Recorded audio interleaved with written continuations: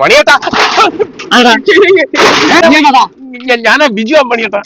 എന്താ പ്രശ്നം? എനിക്ക് ഒരു ചെറിയൊരു കൊട്ടേഷൻ ഉണ്ടായിരുന്നു. ചെറിയ കൊട്ടേഷൻ ആകില്ല ഇനി പോട്. ഞാൻ എടുക്കൽ ഇപ്പം വലുതാ എടുക്കലുള്ളൂ. ചെട്ടിയത്തെ വിനോദം എന്റെ അടുക്കേന്ന് ഒരു 5,000 റുപ്യ വാങ്ങിയിട്ട് 1.5 കൊല്ലായി. ചോദിച്ചിട്ടൊന്നും തരുന്നില്ല. ഇപ്പം ചെറിയ കേസിൽ ഇടപെട്ടാല് എനക്കെന്താ കിട്ടുക? ഇതിപ്പോ 5,000 റുപ്യ 5,000 റുപ്യ മണിയേട്ടൻ എടുത്തോ, എനിക്ക് 10 മതി. ഓൻ പെറുക്കുണ്ടല്ലേ? അതുണ്ട്. എന്നാവാ ഇഞ്ഞോ ഗുണ്ടോ ഞാനോ ഗുണ്ട? ആരാ ഗുണ്ട? മണിയേട്ടൻ. മണിയേട്ടനല്ലേ? എന്നാ മണി മുമ്പില് ബേക്കലി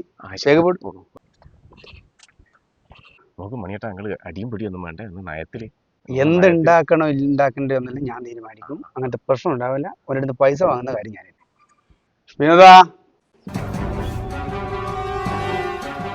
മണിയേട്ട പൈസ കിട്ടിയ?